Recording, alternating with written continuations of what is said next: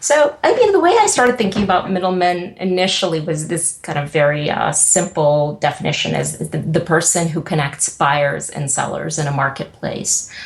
In my reporting, I actually came across a more expansive and smarter definition. And this came from a VC here in the Valley named Mike Maples, and he says that a middleman in a network is that node in a network that connects other nodes to increase the value of the network. Okay, so that's looking at it from a more positive view, and it's obviously a network view. And so it's really looking at the value of the person who is making those connections, because not all middlemen can create value, can increase the value of the network, first of all, and secondly, even if they do, they don't necessarily help both parties enough to justify their cost. Mm-hmm. So I really like that positive angle, and also it's so expansive that it goes beyond buyers and sellers. I mean, it has to do with, like, if I know somebody who I think you should meet, I can make that introduction, and I'm a middleman who's like right away increased the value of my network by making hopefully both people better off. I'm Srini Rao, and this is the Unmistakable Creative Podcast, where you get a window into the stories and insights of the most innovative and creative minds who started movements, built thriving businesses, written best-selling books, and created insanely interesting art. For more, check out our 500-episode archive at unmistakablecreative.com.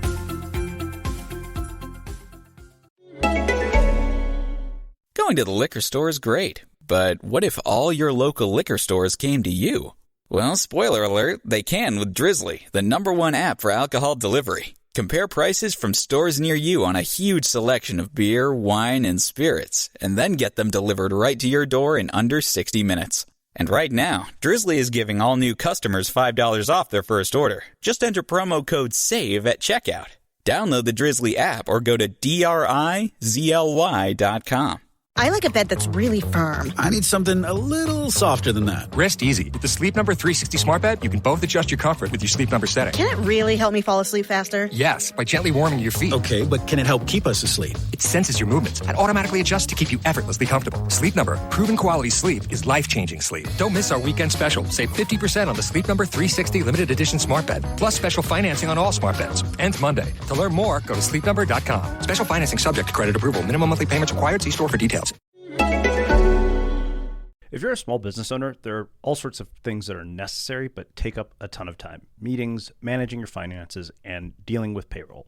As an owner, your time is valuable and you want to spend it on doing the things you're best at. If you're like me and you suck at math, chances are that payroll is probably not your best skill, and there are better things you could be doing with your time.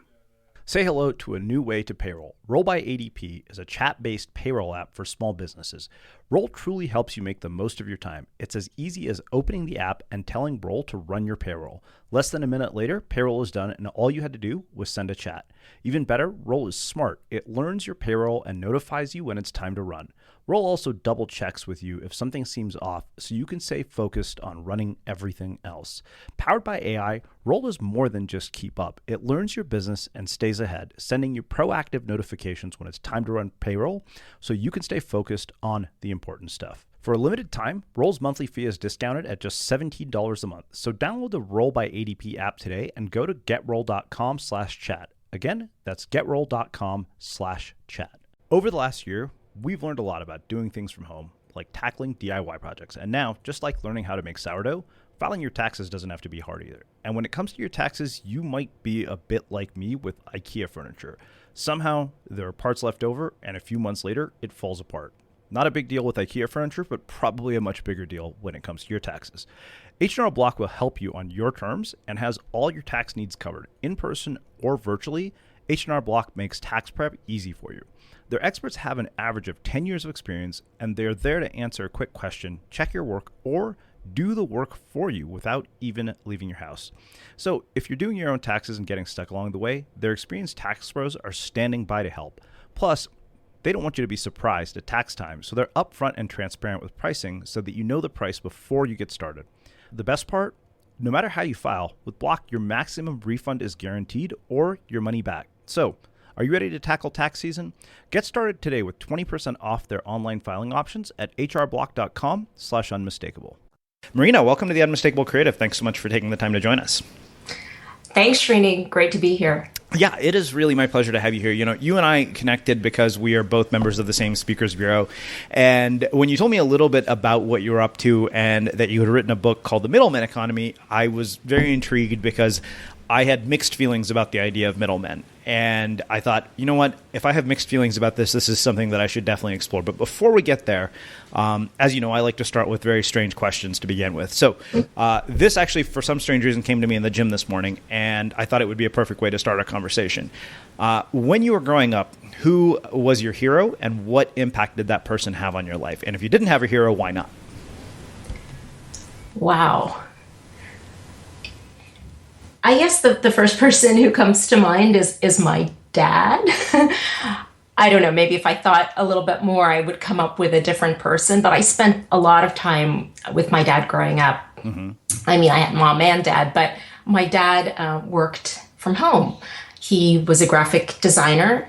He's now retired and he still paints, but at the time, he worked from home essentially as a freelance graphic designer, which is weird because I was growing up in the Soviet Union, where you really couldn't legally do that, you know, being self-employed and finding your own clients and things like that, you know, sort of under the table work. But the great benefit for me was having this, you know, smart, interesting person at home. And I just loved that he was there for me, and he cultivated a great curiosity in me. He was sort of like a natural born teacher. He was, you know, sometimes annoyed that there was this little kid under his feet, but he rarely, you know, made me feel that way. And he was very interested in teaching me and showing me how interesting the world is. And I just loved spending time with my dad. Mm. You know, it's interesting, when you mentioned that he was a graphic designer who was doing this in the Soviet Union, it took me back to a conversation I had with Mars Dorian about sort of what happens to self-expression when you are raised in a communist country. And, I told him, I said, I finally understood why his work appealed to me so much, because it all screams with this blatant disregard for authority. Everything about what he does. I am really curious about the impact that growing up in the Soviet Union and having a father who's a graphic designer has had on your, sort of self-expression throughout your life. Yeah. And this is something my dad and I actually did talk a lot about, you know, about the role of the arts and the repressive regime. And he wasn't, you know, a radical artist, and he didn't do a whole lot of painting. It was commercial art that he worked on, things like, product packaging, but, book illustration, things like that. Mm-hmm. But, I think more so than growing up in the Soviet Union, but just knowing that, gosh, you can do something that is interesting to you and find a way to make it work financially, because, my mother, in contrast, was very practical. She was the one who, when I was in college, was pushing me to become a doctor or a lawyer, like your typical immigrant parent, as you well know, right? But my dad was much more attuned, to my interests. And by example, I guess he showed me that you can do both. You can do what your heart desires. And, sometimes you have to make compromises to make a living, but that it was possible. Mm-hmm. So that idea that you could do something interesting and make it work financially, that's not a very sort of dominant narrative in our culture. In fact, I think the polar opposite of that is the narrative that we raise our kids with in school. The polar opposite of that is absolutely what I was taught. Like, interesting things make for great hobbies. They don't make for great careers. Not in those exact words, but you get what I'm saying. Yeah. I'm curious, one, why you think that is, and two, how do you start to change it? If you're talking to parents, who many are listening, what would you say to them in that situation? Yeah, that would be, I think, a message more for immigrant parents, I think, because I think that I actually disagree with you a little bit, because a very common message I do hear in our culture is follow your passion, Sure. and everything will work out. And that's become a bit of a cliche too. So, but for immigrant parents, yeah, I understand the anxiety. I understand the sacrifices that you made to leave everything behind and make a better life for your children. But I would also, question what it means to have a good life. And one of the things that we have in America, getting a little choked up talking about this, is this freedom to pursue your own path, and I think things will work out. I believe that there are more important things than living a middle class life. Mm-hmm. Yeah.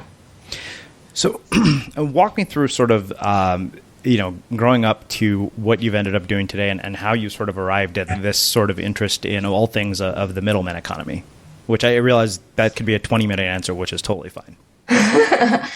Yeah, it's odd. I write about this a little bit in the acknowledgments of my book.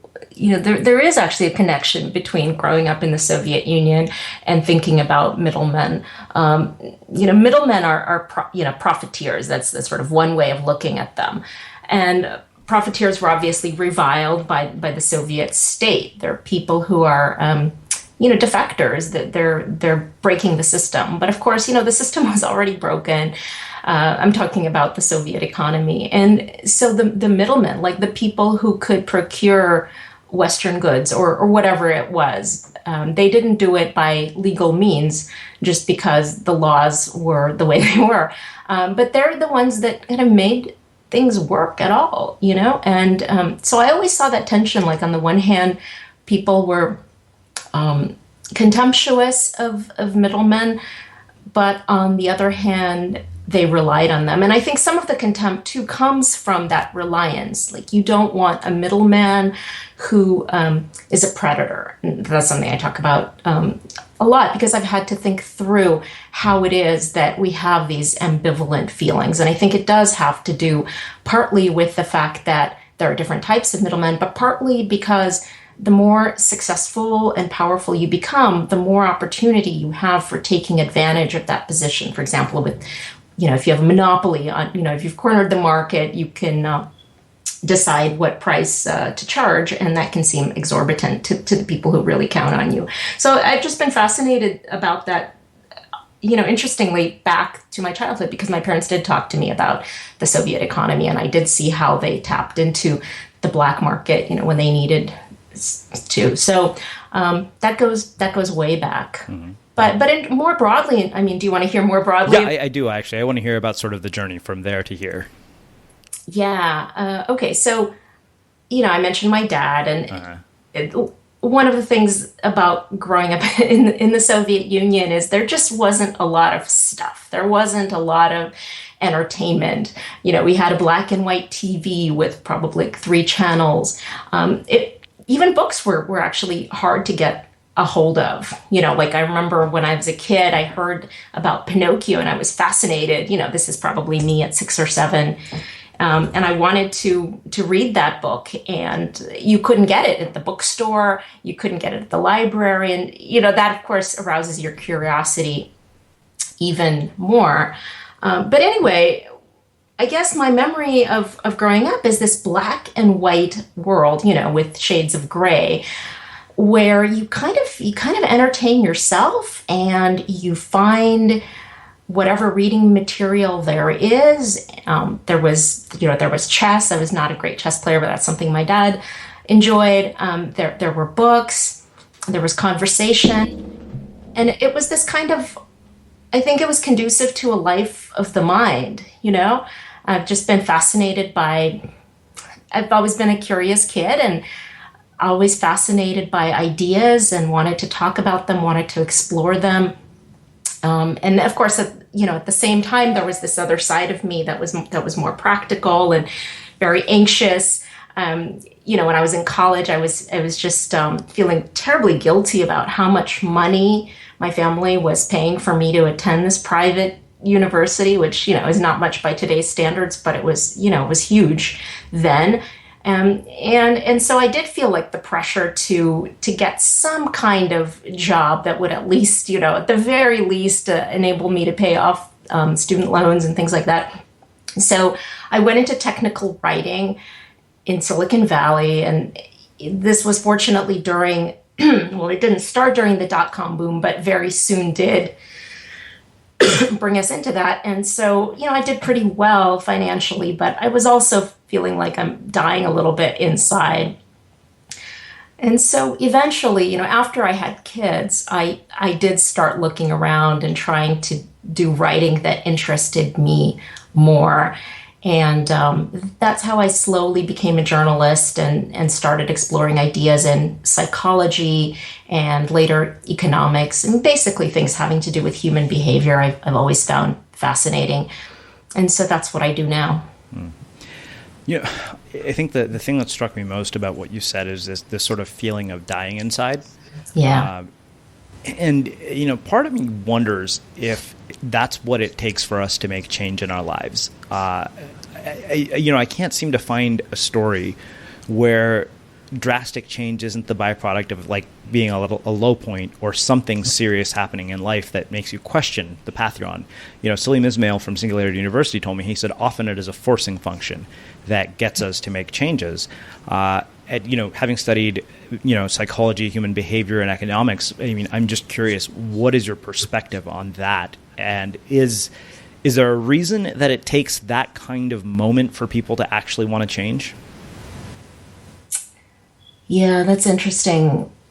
I think the simplest answer is that the cost benefit ratio has to work out. For some people, it has to be so bad in the current state for you to take the risk of trying to do something different, right? Because whenever you do something different, it is scary and you don't know how it's going to turn out. So often you do have to wait until things are really, really bad for you to take that plunge. Mm-hmm. I don't know. My case was a little different because I had this opportunity. I was a stay-at-home mom. My husband was supporting us, and so I had a little bit of a cushion. I had this opportunity to try something new. But yeah, I think a lot of it is about the cost of trying something new. You have to believe that the cost of sticking with what you've got is heavier, is higher. Well, let's do this. Let's shift gears and let's get into what I really want to spend most of our time talking about, which is this idea of middlemen. So I want to start by having you define what you mean by middlemen. And then I'd like to do an overview of each of the types that you went into, their roles, and look at examples of each, if that's possible. Sure. Yeah. So, the way I started thinking about middlemen initially was this kind of very simple definition as the person who connects buyers and sellers in a marketplace. In my reporting, I actually came across a more expansive and smarter definition. And this came from a VC here in the Valley named Mike Maples, and he says that a middleman in a network is that node in a network that connects other nodes to increase the value of the network. Okay, so that's looking at it from a more positive view, and it's obviously a network view. And so it's really looking at the value of the person who is making those connections, because not all middlemen can create value, can increase the value of the network, first of all. And secondly, even if they do, they don't necessarily help both parties enough to justify their cost. Mm-hmm. So I really like that positive angle. And also it's so expansive that it goes beyond buyers and sellers. It has to do with, like, if I know somebody who I think you should meet, I can make that introduction, and I'm a middleman who's like right away increased the value of my network by making hopefully both people better off. Mm-hmm. Sports and drinks. What a couple. A perfect, harmonious pairing that's only thrown into utter chaos when you have to spend half of the game on a beer run. So why not get your beer, wine, and spirits delivered in under 60 minutes with Drizzly? Drizzly is the #1 app for alcohol delivery. And right now, they're giving every new customer $5 off their first order with promo code GAME at checkout. Spend less time game planning your night and more time watching the game. Download the Drizzly app or go to DRIZLY.com.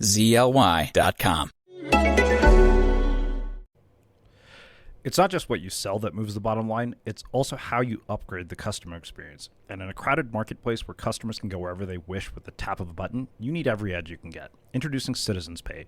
It's a buy now, pay later solution that lets your shoppers get the upgrades they want right away by paying for them in smaller pieces over time. I recently used Citizens Pay to get a new top-of-the-line ergonomically designed home office chair, and I do my research, and I love the fact that I didn't have to settle for less than the best reviewed chair on the market. I could still fit it into my monthly budget by spreading out the cost over a number of months. And when customers like me get the things they want, so does your business. More purchasing power with your business today means more customer loyalty in the long run. So while your customers enjoy their new 64-inch zillion pixel TVs, state-of-the-art exercise equipment, and 6-burner stoves to fry, saute, and steam with perfection, you'll be enjoying a nice little boost to your bottom line. Citizens Pay. Get the power to upgrade how you do business. So yeah, that's the most helpful definition of a middleman. Okay. Cool. Well, let's do this. I want to go over each of the types of middlemen because I know you basically separated the book into different types of middlemen. So I'd love to talk about each one and kind of how do you define each one, and then look at an example of each. Yeah, sure. Well, let's start with the bridge. I think that one is really foundational because it's that person who we think of as the connector. Two worlds that are not connected to each other were it not for the middleman. There are many examples. The internet provides so many of these examples, and I would say, let's just take Uber. Not everybody's favorite middleman, but this is a company that, gosh, without somebody like Uber playing the middleman role, you would have a much harder time, getting a ride from a stranger, right? Airbnb plays the same role in short-term rentals. Mm-hmm. So and these companies do much more, and they do these middlemen play other middleman roles, but those are examples that I think everybody will be familiar with. Yeah. And should we talk about the next? Okay. Yeah. Okay. So I think a more interesting one that is maybe a little less obvious to people, and this gets into this gatekeeper idea. Mm-hmm. I call it the certifier. The certifier is the person that vouches for the quality of the goods that he or she is selling. So a middleman isn't just somebody who's just like pushing products like a salesperson. They're really staking their long-term reputation on the quality of those products. And that's where their power comes from and their value comes from, if they're a certifier. Mm-hmm. So I think that the easiest example to understand here is a reputable seller on eBay. eBay is this big open marketplace where anybody can buy and sell products. But a lot of the trade, about half of the trade, flows through these trusted middlemen. eBay calls them power sellers, and there are different levels depending on how many, what your transaction volume is. But basically, when you're buying from a power seller, someone who is like really highly rated and sells a lot of stuff in a particular niche, you can have a great confidence that you're getting exactly what is advertised, and that that it's worth what you're paying. So you're paying for that trust. Basically, it's like their seal of approval.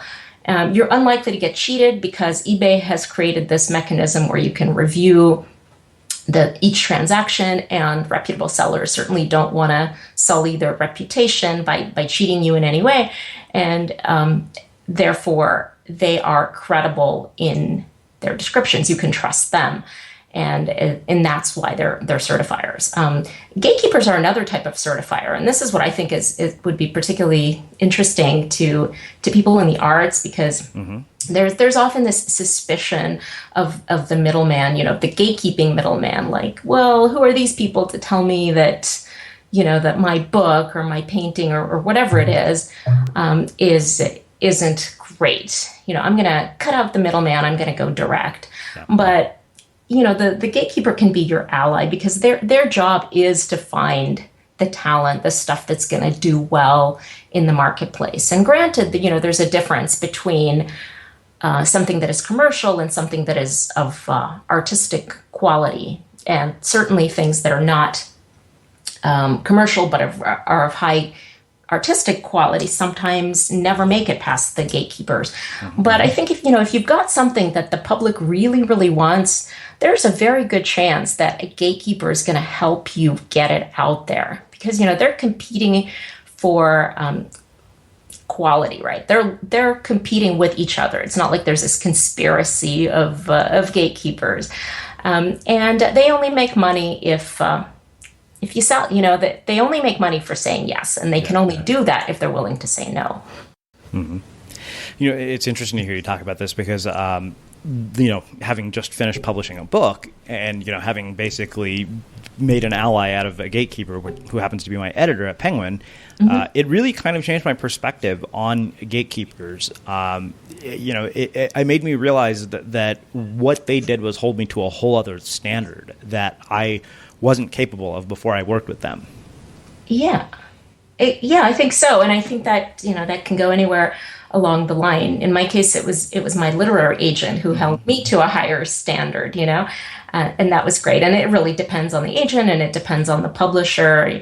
They all vary in quality, of course. But yeah, that is part of it, that they have these repeated, they just basically have so much more experience in book publishing than you or I do, right? I mean, even someone who is a full-time author and who writes book after book, they probably don't have as much experience as someone who edits or publishes, dozens of books every year, right? So there's a real benefit there from working with that kind of middleman. So, this is a question that came up as I was sort of reading the section on gatekeepers in the book, and it made me really think through, how important this question was, because it's something that I kind of, literally this was kind of what I felt if we didn't answer this question, we would have missed one of the most important things to talk about here, and that is, we have this sort of paradox in my mind that you have to resolve the value of gatekeepers, and then on the flip side of that, you've got this idea that Seth Godin has popularized of rejecting the tyranny of being picked, or stop waiting to be picked, or what James Altucher says is choose yourself. So, from your perspective, how does that sort of a paradox get resolved, or is there even a paradox there? Yeah, I mean, there are definitely people like Seth Godin who have been able to kind of go direct, right? Build a following. There's just so many people like that. What we don't hear about as often, obviously, are the many, many people who failed to do that, who tried to do that. They started a blog, they started a podcast, or whatever it is, and it didn't go very far. They gave it some time, and they never did find their tribe, if you will.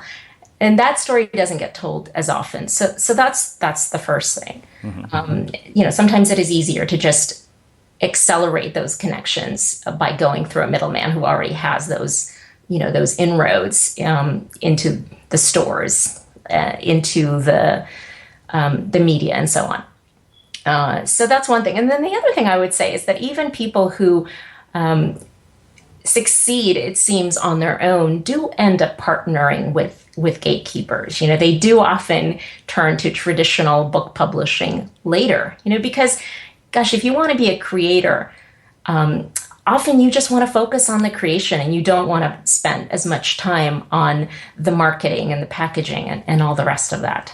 Mm-hmm. So middlemen are there. Another example I use is YouTube sensations. Like, these are people who just make these, homemade videos, and they find their audience and they speak directly to that audience, and it's great.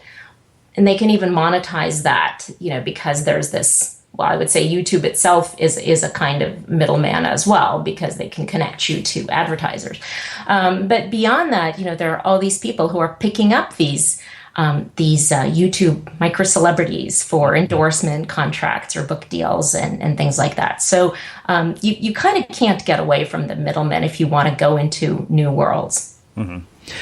Well, let's go into the other types of middlemen, and then we'll come back to this because there's still a lot of questions that I have around this. But I'd like to go over the other types of middlemen because I know there are several others as well. Yeah, sure. So the enforcer, right?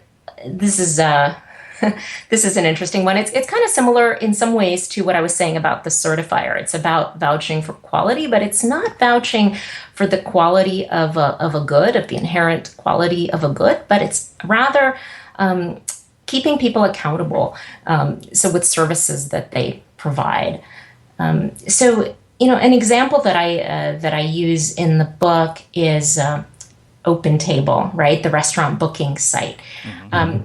When you make a booking, whether you do it through Open Table or over the phone or whatever, there's always this opportunity to just kind of blow it off. You make a restaurant reservation, but then you don't show up. You make multiple reservations with impunity. And Open Table really tried to curb that problem because otherwise restaurants wouldn't want to sign up and wouldn't want to pay Open Table if they were opening themselves up to all these possible no-shows. And so Open Table, by being the middleman who oversees these transactions over time, is able to keep people honest. They're basically keeping tabs on you. And that's what happens in so many other areas.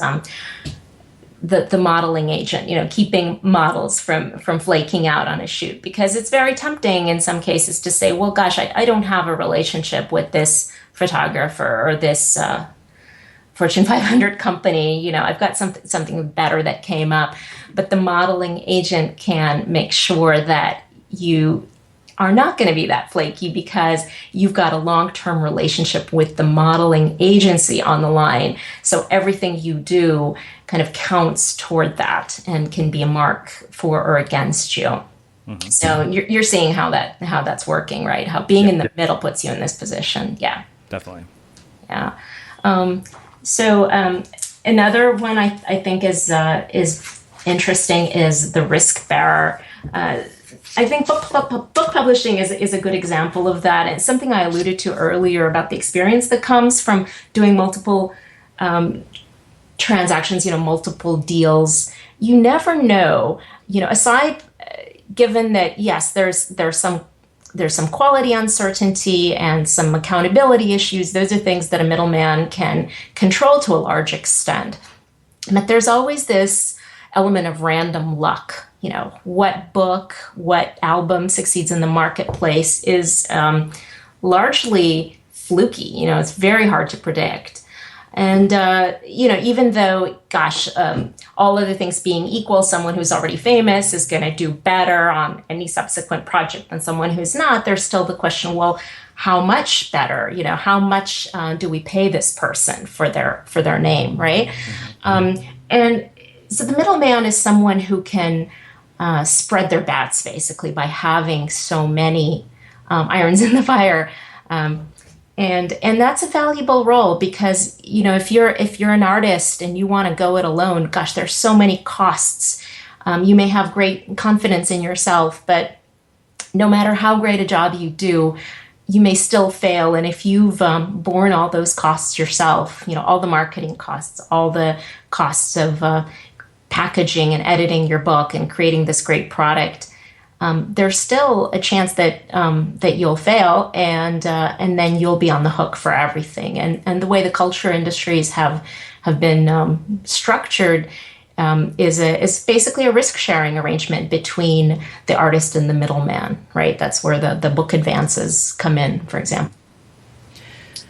So I guess this actually raises a question kind of unrelated to middlemen specifically, but something I've been thinking about, because people have asked me, what is the difference between self-publishing and traditional? Because I've done both, and I was one of those sort of anomalies of self-publishing that was, freakishly successful very unexpectedly. Mm-hmm. And I think we're in this very strange sort of middle ground that we haven't quite gotten out of where, you could self-publish a book. You could do all the same things that a publisher does for you. You can basically get it bound the same way. You can design the cover the same way. And yet I think, as far as the market is concerned, there's still this sort of perception of credibility that I feel a middleman adds that is really interesting. And I'm curious what you have to say about that. Yeah, I do think so. This goes back to what I was saying about the certifier, the gatekeeper. They're vouching for that quality, and so people can believe that they're getting a better product. I think that may be less the case in book publishing, actually, because the publishing brands, I mean, most people who are just ordinary readers don't really know, Portfolio from Macmillan or whatever. But the buyers in the bookstores, the corporate buyers do know something about the meaning of those brands, and it's very hard to get your self-published book stocked that way. So there's that. And was there another part to your question that I'm not addressing? I don't think so. This is more really a discussion, the perception of credibility, I think, is really the sort of topic here. Exactly. Yeah. But I think that's changing, because the more that we see, high quality products coming out of, independent, independent creators, the less it makes a difference, I think. And that actually puts more pressure on the middlemen to then create value, right? Like, what are you doing then? Yeah. So they're going to have to do more, I think, to stay ahead. Mm-hmm. So that takes us, I guess, into, there's 2 or 3 more middlemen types, right? Yeah. Okay. So, I really love the concierge and the insulator, the last 2 types. So the concierge makes your life easier. We're living in this information economy. You just need to Google something and it's there, And my favorite example of what the concierge does in making life simpler is when you're planning a complex trip. There's just no end to the research you can do if you're planning a trip to a foreign country. But the problem is it takes time to process that information. And that is the part that people forget. And of course, we have tools like Google itself is a huge information processing tool. And you have things like TripAdvisor and Yelp and so on. But it can still be just really, really complicated to wade through all that information to make a good decision. And that's where the concierge can really come in and help you. And they charge you, like a travel agent now charges you, but it is so worth it when you do take that big trip, because they can do it so much more quickly. This is an example of like accelerating connections in a network. They've already, they've booked so many people on similar trips. They've got connections with the hotels and the tour companies, and anything that seems complicated to you, like figuring out, what train tickets do I buy and so on, they've got it all figured out, and they can do it much more quickly and cheaply than you can. So even after you pay them, you're still much better off than if you were to do it yourself, unless you happen to just really enjoy that process. So that's just one example of the concierge, and it's an example of this like broader phenomenon of the internet not making middlemen disappear, but in some ways making them more valuable.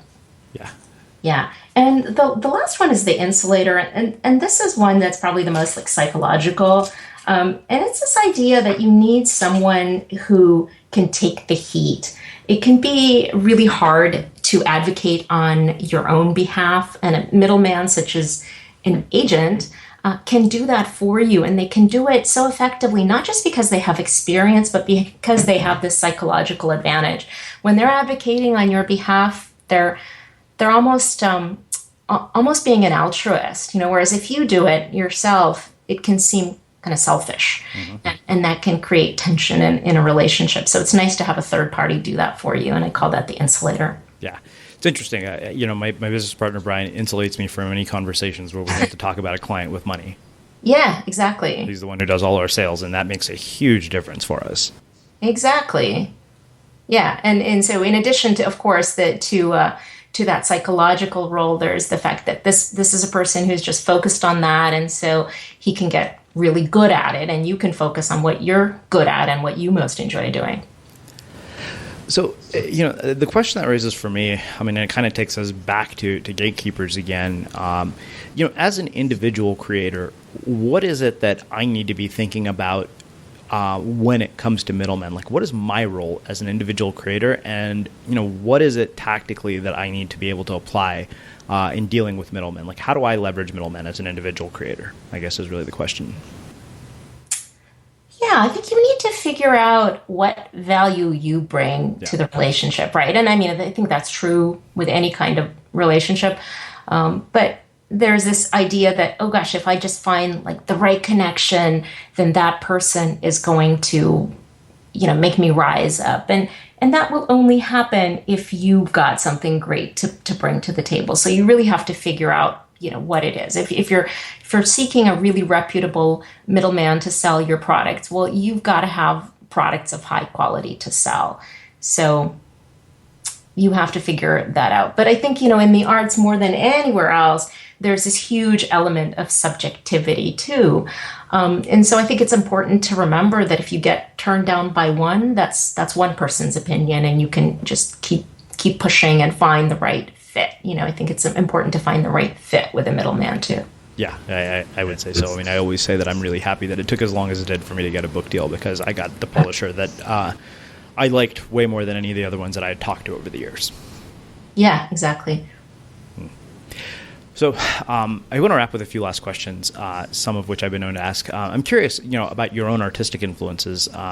What is a book, piece of music, or a movie or film that has profoundly influenced your life, that has had an impact on your work? Oh gosh, Srini, I wish you had warned me about this question. Yeah. You can do one of each if you want. Yeah. And that's a toughie. I'll just mention a Shakespeare play. I studied Shakespeare in college, but this is a play that I actually first read in high school, The Merchant of Venice. Okay, and I guess a lot of people probably have read that in high school, and I've seen various productions of it, and I was just fascinated by this play. I mean, really fascinating on so many levels. One, because of the anti-Semitism and the relationship of sort of the outsider to the mainstream society, but also the economic ideas in that play, in that text, right? I mean, there are there are multiple merchants, and it's not at all clear which one the title refers to. On the one hand, it could be the guy who is like most literally a merchant, who is sending ships across the seas and who's risking great fortune that way, in a very physical way. And then there is the moneylender Shylock, and he's the one who's reviled. And he's a merchant too, because he's also risking something whenever he lends money. And it's really interesting from this point of view of middlemen to think about these two types, and why is it that we sort of privilege, we hold up one as an admirable middleman and the other as more suspicious and contemptible. And that's something I've been thinking about for a long time. Well, this has been just really, really interesting and different than a lot of our other conversations, and eye-opening, because I think, for a while, my sort of attitude towards middlemen was these are just all awful people who stand in the way of me and what I'm trying to accomplish, until I finally got, face-to-face with one who has made a profound difference in my life. Yeah, exactly. I don't want to leave anybody with the impression that all middlemen are wonderful. They vary in quality just like anybody else. But if you find someone who's a great partner, that can take you far. Mm-hmm. So I have one last question for you, which I know you've heard me ask since you've heard our interviews. What do you think it is that makes somebody or something unmistakable? Yeah, I mean, it's a really tough question to answer after, hundreds of interviews, because, how am I going to give an answer that is itself unmistakable?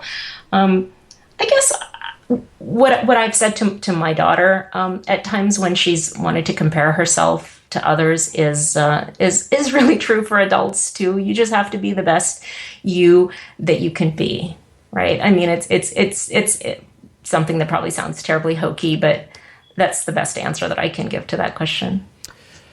Awesome. Well, I really appreciate you taking the time to join us and share your story and your insights with all listeners. Where can people learn more about you? They could go to my website, marinakrakovsky.com, or they can look up The Middleman Economy. Cool. And for everybody listening, we will wrap the show with that.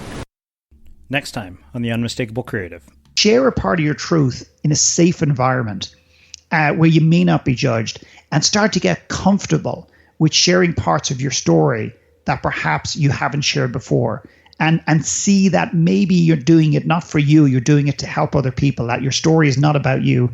Your story has the impact and the potential to actually, to move the needle for other people.